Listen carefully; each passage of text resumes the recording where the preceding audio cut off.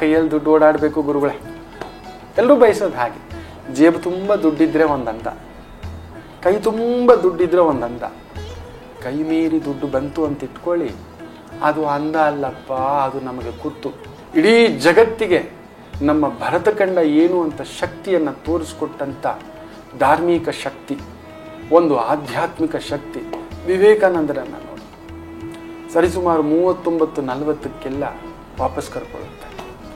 ಜಗತ್ತಿಗೆ ಗಣಿತದ ತಾಕತ್ತು ತೋರಿಸ್ಕೊಟ್ಟಂಥ ರಾಮಾನುಜನ್ ಹೊಸ ಭಾಷ್ಯವನ್ನೇ ಬರೀತಾರೆ ಗಣಿತ ಒಂದು ಸಿದ್ಧಾಂತದಲ್ಲಿ. ಓದಿದ್ದು 7ನೇ ಕ್ಲಾಸೆ, 32ಕ್ಕೆಲ್ಲ ವಾಪಸ್ ಬಾರು ಅಂತ ಕರ್ಕೊಂಡು ಹೋಗ್ತಾ ಅವನ್ನ. ಅಂದರೆ ಯೋಚನೆ ಮಾಡಿ ನೋಡಿ, ಪ್ರಕೃತಿ ಯಾವುದನ್ನು ಬಿಡೋದಿಲ್ಲ, ಆಪೋಷಣ ಅಂತ ಹೇಳ್ತಾರೆ. ಆದರೂ ಕೂಡ ಮನುಷ್ಯ ಅಲ್ವಾ ಸರ್, ಸ್ವಲ್ಪ ದುಡ್ಡಿದ್ರೆ ಚಂದ ಸರ್, ಅವತ್ತಿಗೆ ತಕ್ಕ ಹಾಗೆ ಅನ್ನೋದೊಂದು ಬಯಕೆ. ಅದರಲ್ಲೂ ಮನೆ ಹೆಣ್ಮಕ್ಳು ಗುರುಗಳೇ ಏನೋ ತಂದು ಕೊಡ್ತಾರೆ, ಅಲ್ಲಿಗೆ ಮ್ಯಾನೇಜ್ ಆಗಿಬಿಡ್ಬೇಕು ಗುರುಗಳೇ, ಸ್ವಲ್ಪ ಆದರೂ ಗುರುಗಳೇ ದುಡ್ಡೇ ಉಳಿಯೋಲ್ಲ ಅಂತ. ಒಂದು ಸರಳ ಪರಿಹಾರ ಇದೆ.